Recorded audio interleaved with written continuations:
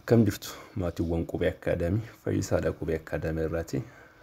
Nagaa kootii galanni waaqayyoof haa ta'us ni akkamii torbeen akkam ture. Viidiyoo kanarratti kan nuti walitti ilaallu addition of vectors kan jedhudha. Fiiziksii kutaa 11ffaa jechuudha. Paartii tokko wal faana ilaallee ture viidiyoo darbe irratti. Viidiyoo kanarratti immoo addition of vectors kan jedhu yookaan immoo veektiroota akkamitti akka walitti idaanudha jechuudha. Asirratti kan nuti ilaallu. So vectorii gaafa jennu jechuudha directionii fi magnitude kan qabudha jenneeti walitti ilaallee ture viidiyoo darbe irratti jechuudha. Fakkeenyaatiif 5 km qofa yoo jedhe jechuudha. Fakkeenyaatiif lalaa 5 km akkasitti yoon 5 km qofa barreesse kanaatti kuni vectorii ta'uu danda'u iskalarii ta'a malee jechuudha. Vectorii ta'uudhaatiif 5 km to what direction directionii kamitti akka deemame maal ta'uu qaba jechuudha. Ifuun irra jiraata jechuudha yookaan immoo ibsuun nurra jiraata jechuudha. 5 fakkeenyaatiif 5 km toward north otoo jedhe jechuudha. Iddoo kanatti toward north otoo jedhe kuni maalidha? It is a vector quantity dha. Sababiin isaa maalidha? Directionii fi magnitude qaba waan ta'eef jechuudha. So gaafa addition of vector gaafa hojjennu jechuudha. Direction isaas consider goone walitti ida'uun keenya dirqama ta'a jechuudha. So iddoo kanatti kan nuti walitti ilaallu maala? There are two commonly used methods to employed to determine the vector sum of two or more vectors. Vectoroota lama yookaan immoo vectorii lamaaf sana ol ta'a walitti ida'uudhaatiif jechuudha. Karaa lama ida'uun ni danda'ama jechuudha. Methodii lama qabna. Inni tokko maala? Graphical methodidha. Inni kan biraan immoo maala? Analytical or algebraical methodidha. Algebraic method. Inni kuni graphical method gaafa jennu bifa graafitiin agarsiisne gaafa walitti ida'anudha jechuudha. Inni kan biraan immoo analytical or algebraic method gaafa jennu immoo jechuudha lakkoofsaatiin gaafa walitti ida'anu jechuudha. Inni kuni baay'eetti commonidha qormaata irratti jechuudha. Inni kun almost jira garuu qormaata irratti yeroo tokko ba'uu danda'a. Hagas mara garuu ittiin fayyadamnu jechuudha. So viidiyoo xanu irratti analytical algebraic method kan jedhu ilaalla. Viidiyoo kanarratti immoo graphical method kan jedhu walitiin ilaalla jechuudha. Asirratti maala? When two or more vectors are added, they must have the same units. Gaafa vectoroota lama walitti idaanu jechuudha. Unitiin isaanii maal ta'uu qaba? Wal fakkaachuun irra jiraata jechuudha. Kana jechuun tokko vectoriin tokko velocity yoo ta'e vectoriin tokkos velocity ta'uu qaba jechuudha. Malee velocity fuunee eenyutti ida'uu hin dandeenyu? Displacementitti ida'uu hin dandeenyu. Fakkeenyaatiif 5 km north kan jedhu fakkeenyaatiif iddoo kanatti jechuudha. North iddoo kanatti inni jira arrin jira plus inni kan biraan immoo velocity kan biraa fakkeenyaatiif 5 meter per second otoo jedhe jechuudha. Kan lamaan walitti ida'uun hiika dhabeessadha miti. Kuni velocity dha kun immoo maadha? Displacement dha. Kanaafiyyuu walitti ida'uun hin danda'amu jechuudha. So walitti ida'uudhaatiif maal ta'uu qaba jechuudha? They must have the same unit. Kana jechuun yoo velocity ta'e velocity dha. Yoo immoo displacement force yoo ta'e force ta'uun irra jiraata jechuudha. Gaafa walitti ida'an fakkeenyaatiif F1 is equals to 5 Newton yoo ta'e to the horizontal yookaan immoo I direction irra jechuudha yoo jiraate and F2 is equals to 6 Newton in the I direction irra yoo jiraate jechuudha. So kuni lamaan isaanii maala? Vectorootadha. Vectoriidha. Akkasuma immoo lamaan isaanii maala? Newtonidhaatiin kan ibsamedha. Kanaafiyyuu vectoroonni kun maal jedha? Forceidha jechuudha. So gaafa walitti idaanu F3 too jenne yookaan immoo net forcing keenya is equals to F1 plus F2 goone walitti ida'uun ni danda'ama jechuudha bifa kanaati. So isa kana akkaataa kamitti walitti idaana yookaan immoo iddoo kanatti I fayyadamaa jirta. I'n kun maalidha? Isa jedhuutii fi viidiyoo itti irratti walitti ilaalla. Hagas mara badaatti hin dhiphatina isiniin jechuun barbaada. Okay, graphical method jechuun egaa maal jechuu akka ta'e walitti ilaallu jalqaba irratti. So graphical method gaafa laallu, graphical method of a vector addition gives a visual understanding of vectors and it is commonly used in navigation jedha iddoo kanatti jechuudha. Iddoo kanatti graphical gaafa walitti idaanu jechuudha vectorii tokko visual understanding yookaan immoo akka nuti ilaalaa hubannu kan nu dandeessisudha jechuudha graphical method. Inni kan biraan immoo commonly it is used in navigation. Kana jechuun gaafa kallattii agarsiisuudhaatiif waan tokko barbaanna yoo ta'e jechuudha. Vector yookaan immoo graphical method yoo fayyadamne gaarii ta'a jechuudha. Kana jechuun fakkeenyaatiif vectoriin tokko akka kanaatti jira jennuuti. This is one vector and the other vector is here. So vectoroota kana lamaan gaafa walitti ida'anu direction isaanis akkasuma immoo magnitude isaanis immoo consider gochaa walitti idaanaa jechuudha. Walitti idaanaa jechuudha vectoroota kana lamaan jechuudha. So iddoo kanatti maal jedha graphical method of a vector addition involves the use of equal vectors. Iddoo kanatti seera maalii fayyadama tokko equal vector fayyadama. Equal vectors jechuun iddoo kanatti maal jedha as long as it is length is not changed. Lengthiinsa hin jijjiiramin malee jechuudha. Its length is not changed. A vector is not altered if it is displaced parallel to itself. Jedha iddoo kanatti jechuudha. Wanti isaa yookaan immoo magnitude isaa qofti hin jijjiiramin malee jechuudha. Yookaan immoo length isaa qofti hin jijjiiramin malee bakka tokkooti fuunee bakka biraatti yoo bunne inni it is parallelity yoo ta'e jechuudha. Displaced parallel to itself. Yoo olii gadi bubbunne rakkina hin qabu jechuudha. Fakkeenyaatiif vektoriin tokko iddoo kana jira jennee ayyaannu akka kanaatti jechuudha. Vektorii kana asii fuudhee yoon iddoo kana fide fakkeenyaatiif akka kanaatti jechuudha. Saayiziin isaa hin jijjiiramin tokko asirraa kaasee amma asitti kan jiru kuni distaansiin isaa fakkeenyaaf 5 meetirii yoo ta'e kunis immoo asirraa kaasee amma iddoo kanaatti 5 meetir jennee fudhanne irra yoo ta'e jechuudha. Distaansii isheen kun hin jijjiiramin tokko inni kan biraan immoo waliitiif paralaalii haa ta'an malee jechuudha. Iddoo kana taa'ee nothing is changed. Yookaan immoo wanti jijjiiramu hin jiraatu jechuudha asirratti. So use of equal vectors kan jedhu ni fayyadamna jechuudha asirratti. This process is known as translating a vector jechuudha. Kana jechuun processiin nama asitti olii gadi butee kun jechuudha. Asii fuudhee iddoo kana asirraa fuudhee asitti kanan fide kuni maal jennaan jechuudha. Translating a vector jennaan jechuudha processii akka kanaatiin. Amma graphical method kana keessatti karaa sadii walitti ida'uun ni danda'ama. Iddoo kanatti maal jedha? There are 3 ways of vector addition using what? Using graphical method. Graphical method fayyadamne jechuudha. Karaa sadiidha kan nuti walitti ida'uu dandeenyu jechuudha vectoroota. Inni tokko maala triangle lawudha inni kun triangle law. Triangle law kan nuti jennu kun jechuudha vectoroota lamaatiifidha kan nuti itti fayyadamu. Vectorii lama nuu kenname jechuudha. Vectoroota san lamaan walitti ida'ii yoo nuun jedhe triangle method fayyadamuu ni dandeenya jechuudha. Inni kan biraan parallelogram methodidha. Parallelogram methodin kunis immoo vectorii lama nuu kenname jechuudha. Yoo vectorii sana lamaan walitti ida'ii nuun jedhe parallelogram method fayyadamuu dandeenya jechuudha. Inni kan biraan polygon methodidha yookaan immoo polygon law. Kan tu jennu immoo vectorii sadii fi sanaa ol yoo ta'e akkasuma immoo vectorii lama illee yoo ta'e rakkina hin qabu. Vectorii lamaaf sadii fi sanaa ol yoo ta'e jechuudha polygon law kana fayyadamna jechuudha. Meegaa amma tokko tokkootiin wal faana ilaallu. Triangle law of vector addition. Triangle law of vector addition in maalidha? Triangle law of vector addition jechuudha. So iddoo kanatti maal jedha? Suppose a particle undergoes displacement S1 followed by a second displacement S2.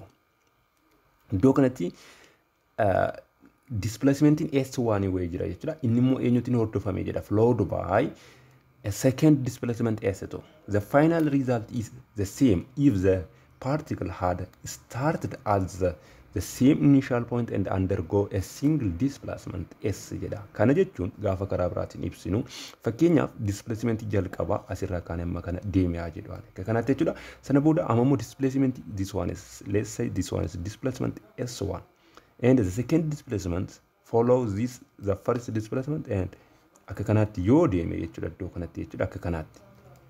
Amma vectoroota kuni lamadha miti. Vectoriin tokko asirraa kaasee iddoo kanatti jira. Tokko immoo asirraa kaasee iddoo kanatti jira. Kana yoon akkas godhe garaagarummaa qaba. Initial pointiin keenya tokkodha iddoo kana jechuudha. Akkasuma final pointii kan terminal pointiin keenya illee dhuma tokkodha jechuudha. Kallattiin nuti itti deemaa jirus tokkodha. So vectorii kana S jedhee yoon bakka buuse garaagarummaa qaba. Garaagarummaa hin qabu jechuudha. Garaagarummaa hin qabu. Isa kana kan iddoo kanatti ibsuu barbaade jechuudha. Final result yookaan immoo resultiin dhumaa keenya jechuudha. It is the same dha jechuudha. If the particle had at the same initial point and undergoes a single displacement S kan inni jedhu jechuudha. Inni kan biraan we call displacement S the vector sum or resultant of displacement S1 and S2. We express these relationships symbolically as S is equals to S1 plus S2 jennee ibsuun ni danda'ama jechuudha. Kan immoo iddoo kanatti isinii barreessee kana jechuudha. Amma kan iddoo kanatti fudhadhe kuni maadha? Itis parallelidha. Kan biraamu directionii tokkottidha kan isaan deemaa jiran jechuudha. Yoo ammoo parallel yoo ta'u baattedha amma triangle law kanatti fayyadamu deemnu jechuudha. Iddoo kanatti maal jedha? This can be shown graphically by placing the vectors head to tail. asirratti jechuudha. Kan nuti triangle law kan nuti fayyadamnu jalqaba irratti maal goona vector isa tokko isa jalqaba irra jiru sana jechuudha. In kaasna sana booda vector isa lammaffaa irra jiru immoo jechuudha. Head to tail gaafa jedhu jechuudha. Vector isa jalqaba irraa head isaa fudhanna. Vector isa lammaffaa irraa immoo tail isaa dhaqnee itti gaxxalla jechuudha. Then the arrow drawn from the tail of the first vector to the head of the second vector represents the resultant vector jedhadhu kanatti jechuudha. This is known as the triangle law of vector addition. Mee kana iddoo kanatti fakkeenyaatiin isinitti agarsiisu. Let's say vectoriin tokko akka kanatti jira jennee hayyaannu. Iddoo kana let's say this one is a vector S1. Vector S1 dha jenneeti hayyaannu vector isa kana jechuudha. Inni kan biraan vectorii kan biraa tokko fakkeenyaatiif akka kanatti jira jedhee hayyaadhu iddoo kanatti jechuudha. Let's say this one is vector S2. Sana booda amma nuti maal barbaanna asirratti S1 plus S2 barbaadi otoo nuun jedhe S1 plus S2 kuni S dha yookaan immoo vector S jedhamudha ta'e jechuudha. Ida'aminsa vectorii kana graphical methodii fayyadamiti barbaadi otoo nuun jedhe jechuudha. Maal goona jalqaba irratti S1 kana ni kaafanna. S1 kana jechuudha akka kanaatti. Magnitude isaa kan wal qabate akkasuma immoo parallel vectorii isaa kana kan ta'e jechuudha S1. Sana booda maal goona vectorii isa lammaffaa immoo jechuudha tail isaa yookaan immoo initial point isaa jechuudha iddoo kana fuuneetu iddoo kanatti finnaa jechuudha. The head of the first vector. Faana wal quunnamsiisna jechuudha.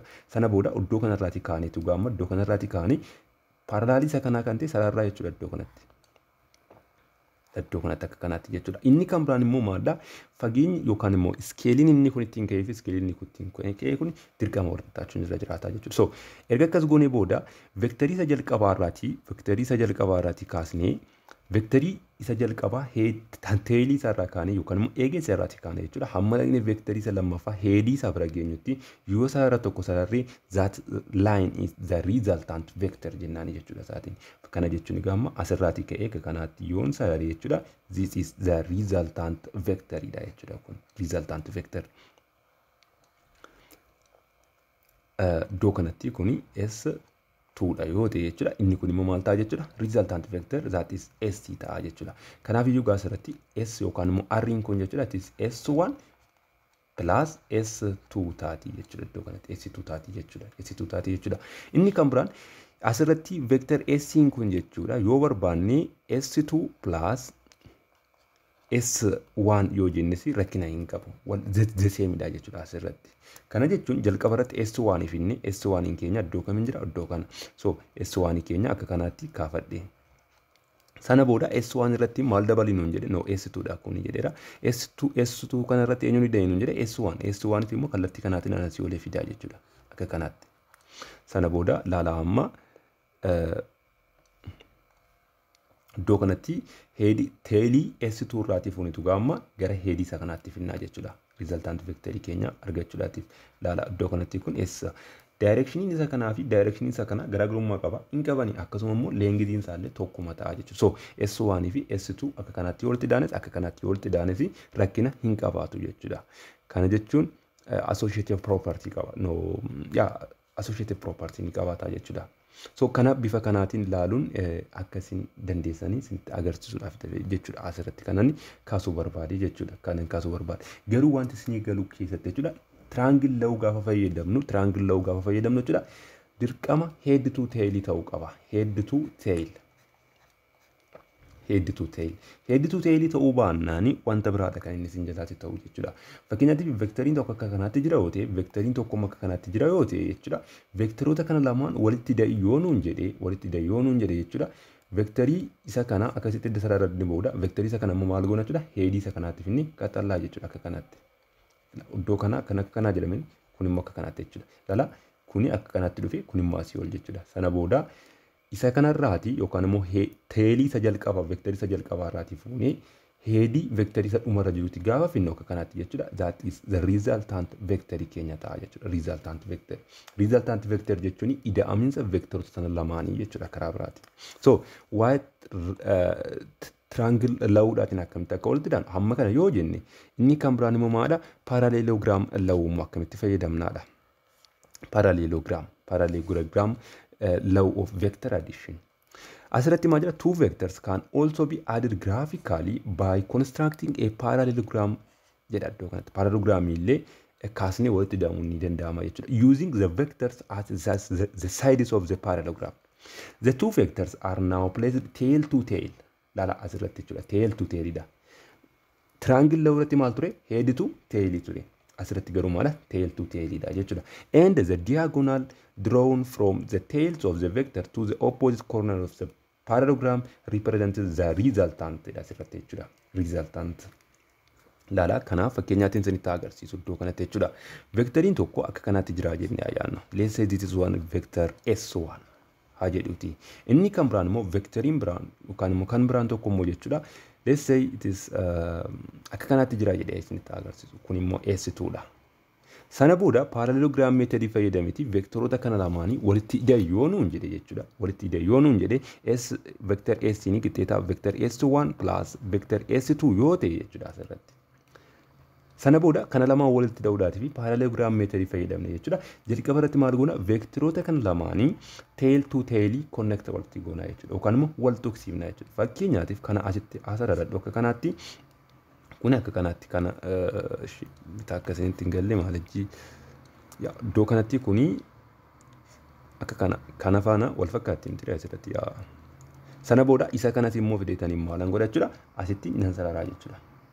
Kana parallelii kana kan ta'e jechuudha. Sana booda akka kanaatti ergan sararee booda jechuudha. Akka kanaatti ergan sararee booda amma gaa parallelogram method fayyadamaa irraa wanti tail to tail walitti qabsiiseera iddoo kanatti jechuudha. Sana booda maalan godha parallelogram method fayyadamee resultant vector yookaan immoo ida'amiinsa vector S1 fi S2 kana argachuudhaaf jechuudha. Jalqaba irratti kan S1 kana isa kanarraati yookaan immoo S2 irraati jechuudha. Maalan godha parallelii S1 kan ta'e sarara tokkoon sararaa jechuudha. Isa kanarraati heedii isaarraati jechuudha. Kana jechuun akka kanaatti asirraati akka kanaatti asii oole jechuudha. Akkasuma immoo fageenyi isaa immoo S1 faana wal qixxaachuu qaba. Inni kan biraan immoo maalan godha S2 kana faana kan wal qixxaate akkasuma immoo parallelii isaa kan ta'e asirraatiin S1 heedii isaarraati maalan godha asii gadeen akka kanaatti sararaa jechuudha. Sana booda oddooti isaa wal tuqan kanaa wanti godhaa jechuudha. Oddooti isaa wal tuqan kana asirratti sararri nama akka imaginary line sararee kun jechuudha. Oddooti isaa wal tuqan kanaan tuqadhaa jechuudha. Sana booda erga isa tuqee booda maalan godhaa miilana oddoo tail to tailiin isaanii wal tuqan sanaa fi oddoota imaginary line wal tuqan sanaan wal qabsiisaa jechuudha akka kanaatti. Akka kanatti sarara akka nama asirratti jal'ise kana miti.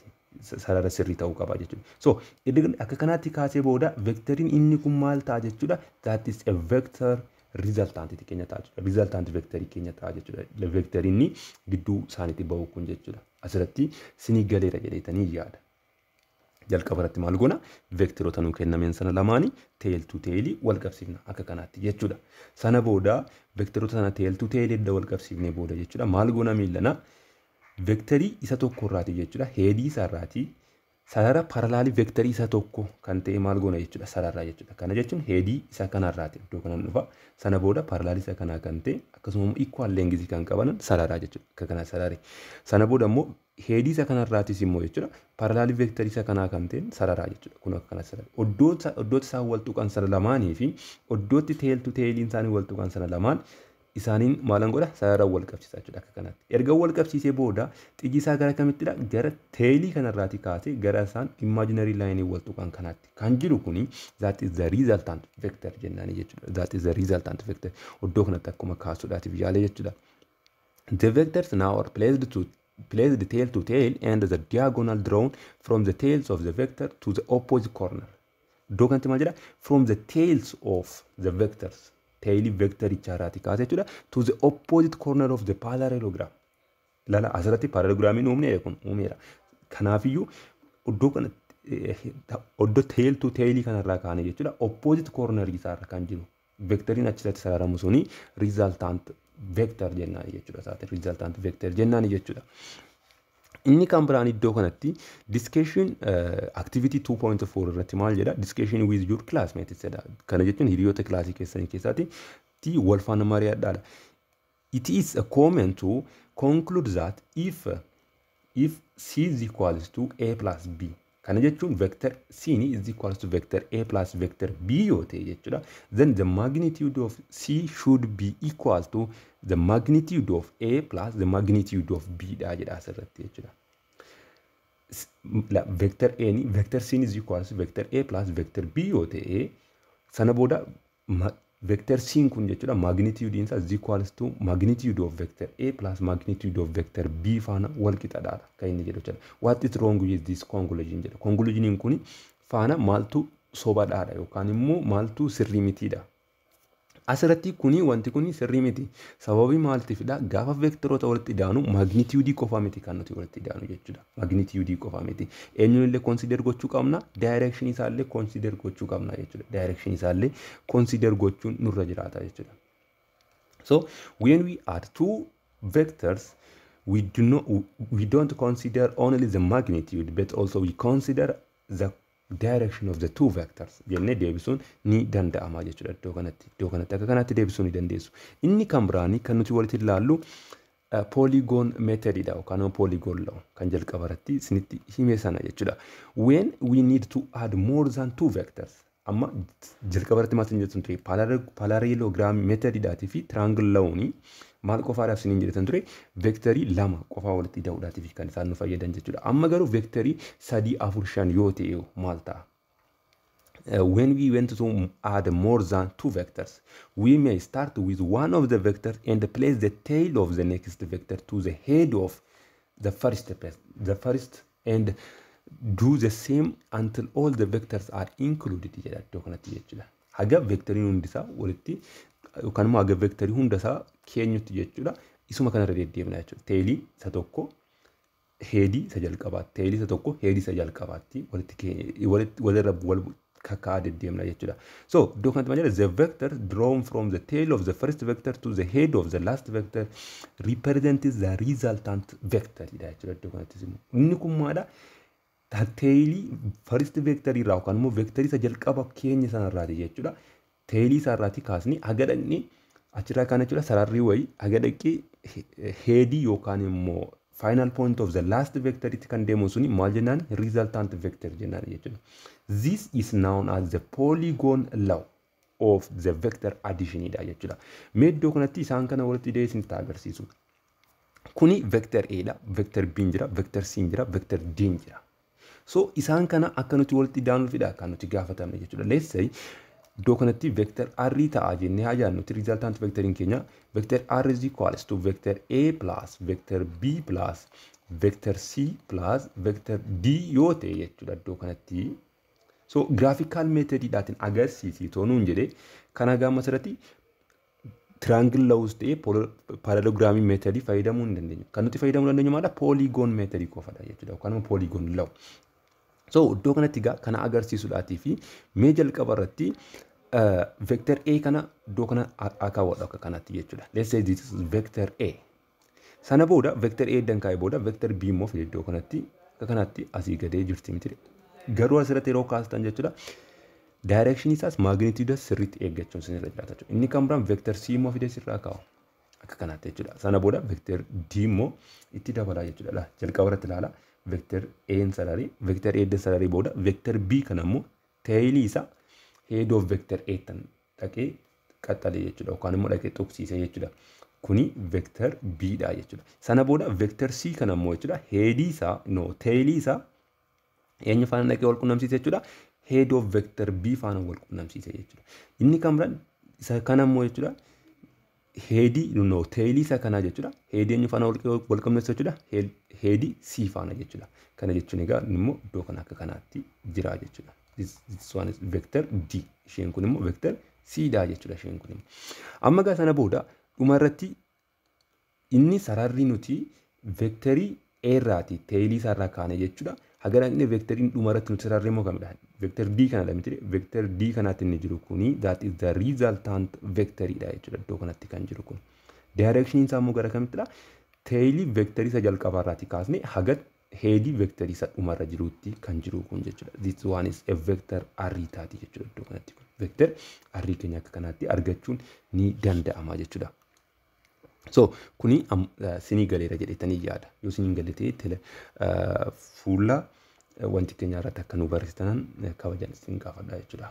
Fuula Telegram channel keenya irratti fuula Telegram keenya irratti comment keessatti yookaan immoo comment YouTube dhuma kana irratti comment nu kennuu dandeessu jechuudha. Wanti isin galle jiraate.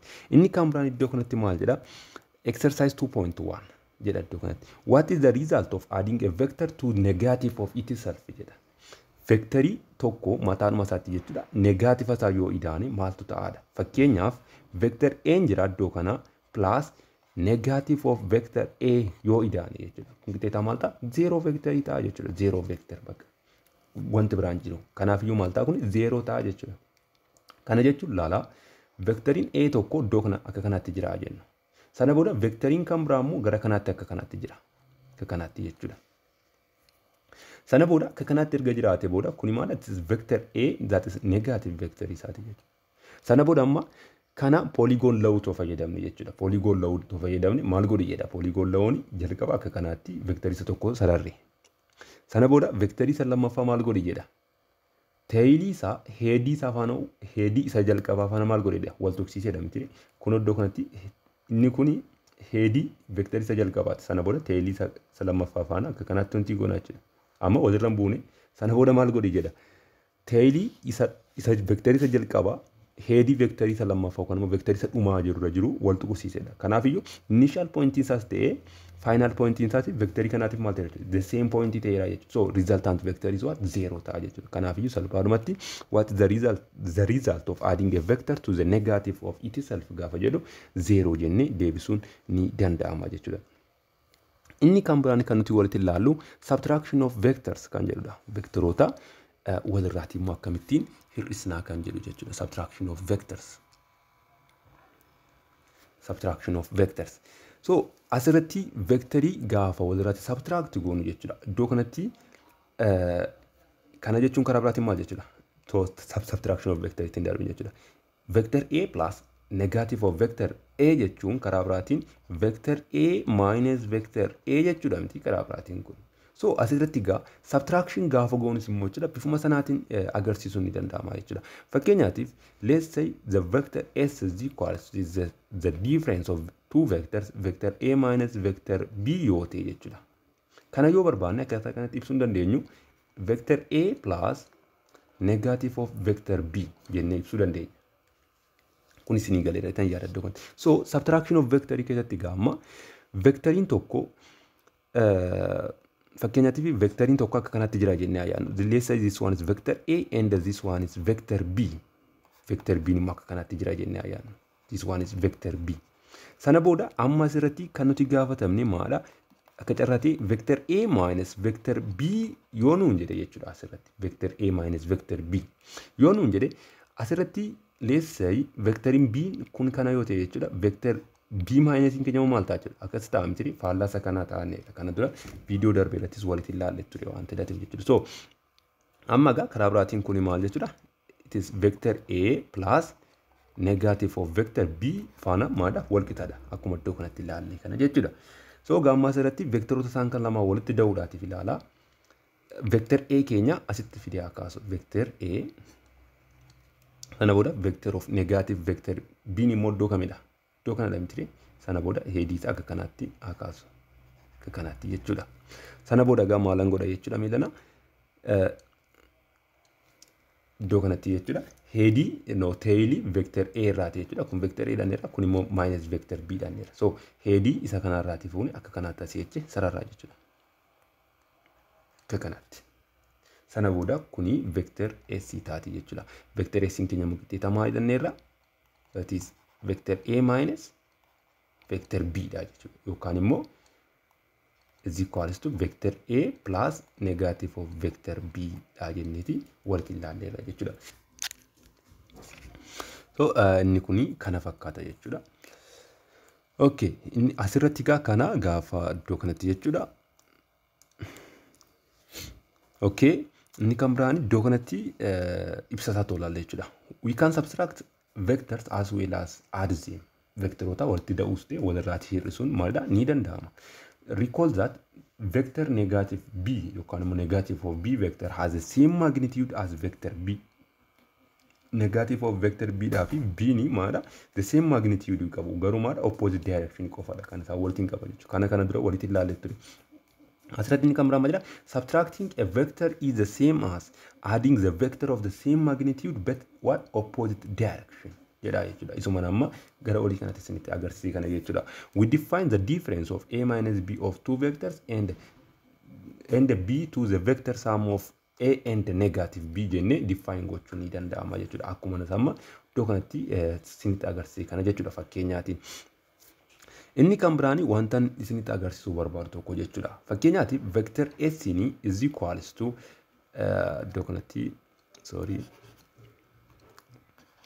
vector s ni is equals to vector s1 plus vector s2 yoo ta'e jechuudha let's say this is vector s1 hajedhuti kun immoo vector s2 dha jedhee halaaluti sana booda kana lamaan gaafa graphically walitti daanu jechuudha iddoo kanatti triangle law fayyadamuuti iddoo kanatti jechuudha akka kanaatti jira miti maal jalqabarratti maal goonaneera vector isa tokkotti sararri booda sana booda tail vector isa lammaffaa jiru head vector isa jalqabaatti erga connect goonee booda jechuudha sana booda iddoo kanatti immoo tail vector isa jalqabaarraa fuunee vector head vector isa lammaffaatti na connect goona akka kanaatti jechuudha that is the resultant vector keenya dhaneera that is vector s isan jedhee barreesse jechuudha asirratti so this one is vector s2 akkuma akka kanaatti qabarra keessatti vector ta'uusaa agarsiisuudhaaf jechuudha so asirratti gaama laala vector s jechuun is equals to vector s1 plus vector s2 dha jedhee isinitti agarsiisa miti asirratti kanarraati yoo barbaanne vector s2 kanaatti ton solve godhe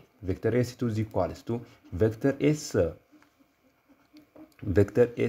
dha taatu isheen kun s minus vector s1 in ta'u kanannaan as dabarsu jechuudha kanannaan fuudhee as dabarsu amma gaa asirratti ilaala vector s2 kuni ilaala eenyuunidha kan inni wal qabsiisee jiru heedi vector s1 dhaatii fi heedi vector s kana wal qabsiisee jira ilaala asirratti jechuudha so vectorii kamirratti iyyuu jechuudha vectoriin tokko heedi vectoroota lamaa walitti qabsiisee jira taanaan jechuudha vectoriin suni that the difference of the other two vectoridha jechuudha ilaala asirratti ilaala vector s2 kuni this is the difference of vector s minus vector s1 dhaan jedhamti iddoo kanatti inni immoo kan inni wal qabsiisee jiru eessattidha heedi vector s dhaa fi vector s2 dha garuu immoo difference immoo akkamittidha kan jedhuudhaatiif jechuudha ila gara xiyyi vectorii sanaa jiruttidha isarraatii hir'isu gara irraatii ka'e sanatti jechuudha gara kanaatti dhamti vector s2 kan inni jiru asii gadi kana jechuudha asii gadi akka kanaatti kana jechuun iddoo kana jechuudha so isa karaa xiyyi isaa jiru kana jechuudha yookaan immoo karaa heediin isaa jiru kanarraati hir'isu isa karaa tailiin isaa jiru goona jechuudha so vector s2 is equals to maal ta'a jechuudha vector s minus vector s1 ta'a jechuudha kana bifa kanaatiin isa kana akkasiin consider gootan barbaaditanii jechuudha mee review exercise yookaan immoo review question 2.2 irra kan jiru kitaaba keessan irra isa wal faana ilaallu iddoo kanatti maal jedha which one of the vectors figure 2.10 irratti kan kenname jechuudha satisfies the vector equation c is equals to a plus b kan eege isa kamidhaadha asirratti jechuudha yookaan immoo vector c is equals to vector a plus vector b kana kan guutu isa kamidhaadha so vector a plus vector b gochuudhaatiif jechuudha dirqama maal ta'uu qaba vectorii a kana jalqaba arga sararree booda jechuudha vectoriin b immoo heedi tailiin vectorii b kana jechuudha vector a kana heedi isaa wajjin wal tuquu qaba jechuudha sana booda c kun immoo tailii vector a irraati kaasee haga dhaqe heedi vector b bira ga'u ta'uu qaba jechuudha amma gaa a irra kan jiru kana laala a irra kan jiru kana vectoriin b kunii fi a kuni maal isaaniidha kan wal tuqeessitti heedituu heediidha heedituu heediin immoo hin jiru jechuudha seerumas keessa jechuudha inni kan biraa b irra kan jiru kuni kanaafiyyuu hin ta'u jechuudha asirratti inni kuni deebii ta'uu hin danda'u jechuudha inni kan biraan iddoo kanatti ilaala vector b akka kanatti jira vector a immoo akka kanatti gidee jira rakkin hangabunni kuni ilaala vector b jira sana booda vector b kana heedii isaa irratti vector a irraati tailiin isaa dhufee tuqeera inni kan biraan immoo tailii vectorii isa jalqabaarraati vectorii jalqabaadha asirratti b dha mitire vectorii isa jalqabaarraati kaasee haga dhaqee heedii vectorii isa dhuma jiru irratti wal tuqeera waan ta'eef that is the summation of these two vectorii dha jechuudha kun inni diimaadhaatiin ibsame kun kanaafiyyuu inni b irra jiru kuni in ta'a jechuudha inni c irra jiru kun immoo laala inni c irra jiru kun immoo vector a irraati ka'e iddoo kanaati jechuudha vector a irraati erga ka'ee booda vector a irraati sana booda vector b ni headii vector A wajji wal tuqeera. Inni kun sirriidha. Garuu kan badee asitti maalidha? Vector C kun kan inni sararamuu qabu gara kamitti ture? Tailii vector isa jalqabaarraati gara headii vector isa dhumaatti sararamuu qaba ture jechuudha. Kun akka kanaatti asii achi ta'uu qaba ture malee asii ol jechuudha. Akka kanaatti sararamuu irra ture malee akka kanaan naa safaramu that is negative C ta'a jechuudha iddoo kanatti. Isa kana faana gaafa wal quunnamsiisu. Asirratti kuni the summation of yookaan immoo vector C jechuudha iddoo kanatti kana gaafa ibsinu negative of vector A plus vector B jechuudha karaa biraatiin kun. Sababiin isaa maal fida? Direction isaa jijjiirameera waan ta'eef asii olii ta'uun irra ture jechuudha. Kanaaf iyyuu asirratti kuni deebiin isaa B ta'a jechuudha.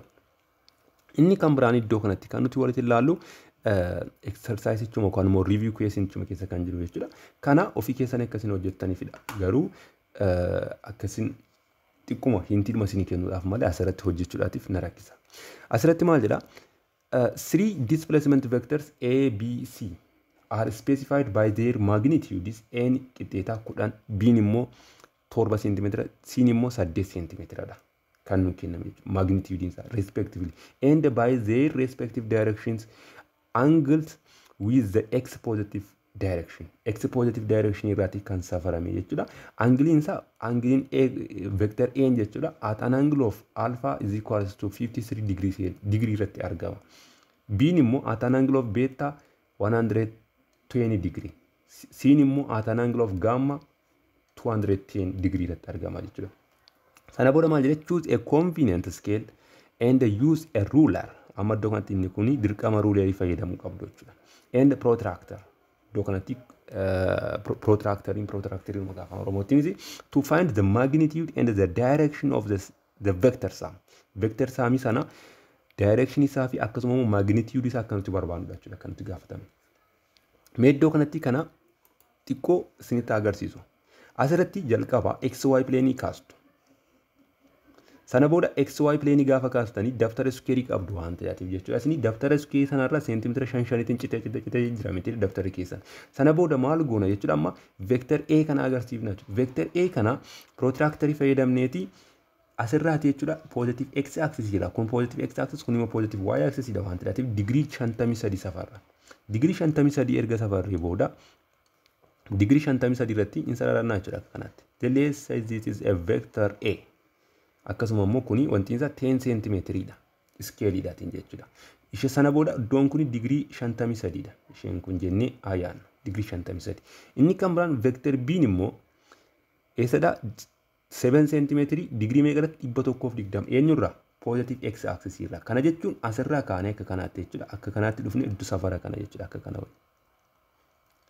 kun immoo vector B dha 7 cm sana booda isa kana rulerii yookaan immoo sarartuu qabdu waan ta'eef sirriitti sarartuu jechuudha inni kan biraan vector C immoo jira vector C immoo meeqadha 8 cm dha angiliin isaa meeqadha 210 eenyurraati positive x axis irraati asirraa kaanee akka kanaatti positive x axis irraati digirii 210 safarra jechuudha kana jechuun safara kamiin dhufa isinitti fakkaate akka safara kana kun immoo meeqadha 8 cm dha jechuudha kun immoo C dha kun immoo B dha jechuudha sana booda gamma iddoo kanatti A irratti maal jedhe R is equals to A plus B dha nuun jedhe A plus B kana agarsiisuudhaatiif gamma maal goona jechuudha amma iddoo biraatti dhufnee sararachuu dandeenya jechuudha R is equals to A plus B nuun jedhe asitti.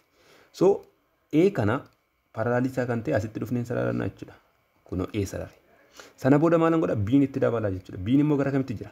Kunoo akka kanatti asii olii damtire parallelisaa kan ta'e akka kanatti asii olii sararaa jechuudha. Kunoo iddoo kanatti.